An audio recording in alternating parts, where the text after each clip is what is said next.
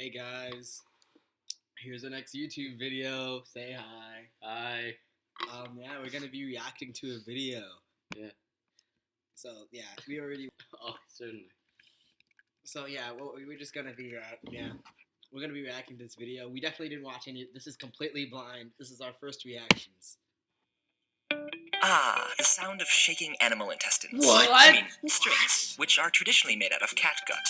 But regardless of what it's made out of, when a string vibrates, it does so with the ends fixed to the instrument. This means that it can only vibrate in certain ways, sine waves, like a jump rope with one bump or two bumps or three or four or some combination of these bumps. The more bumps, the higher the pitch, and the faster the string has to vibrate. In fact, the frequency of a string's vibration is exactly equal to the number of bumps times the string's fundamental frequency. That is, the frequency of vibrations for a single bump. And since most melodious instruments use either strings or air vibrating in pipes which has the same sinusoidal behavior, it won't surprise you to hear that musicians have different names for the different ratios between these pitches. In the traditional Western scale, 1 to 2 bumps is called an octave, 2 to 3 is a perfect fifth, 3 to 4 is a perfect fourth, then a major third, minor third, some other things that aren't in the scale, and from 8 to 9 bumps is a major second, or whole step. If you play a few of these notes together, you get the nice sound of perfect harmony, hence the name for this pattern of pitches, harmonics.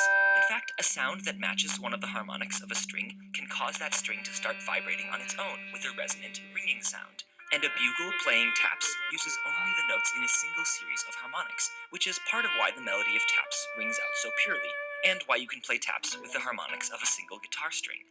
Harmonics can also be used to tune string instruments. For example, on a violin, viola, or cello, the third harmonic on one string should be equal to the second harmonic on the next string up. Bassists and guitarists can compare the fourth harmonic to the third harmonic on the next string up. But then we come to the piano, or historically the harpsichord or clavichord, but either way the problem is this: it has too many strings. There's a string for each of the 12 semitones of the Western scale, times 7. If you wanted to tune these strings using harmonics, you could, for example, try using whole steps.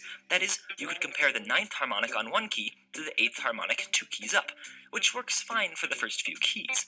But if you do it 6 times, you'll get to what's supposed to be the original note an octave up, which should have twice the frequency, except that our harmonic tuning method multiplied the frequency by a factor of 9/8 each time, and 9 over 8 to the 6th is not 2.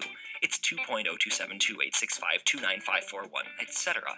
If you tried harmonically tuning a piano using major thirds instead, you'd multiply the frequency by 5/4 3 times, or 1.953125. Still not 2. Using fourths, you'd get 1.973, not 2. Fifths gives 2.027 again, and don't even try using half steps. You'll be off by almost 10%. And this is the problem. It's mathematically impossible to tune a piano consistently across all keys using perfect, beautiful harmonics. So we don't. Most pianos these days use what's called equal-tempered tuning, where the frequency of each key.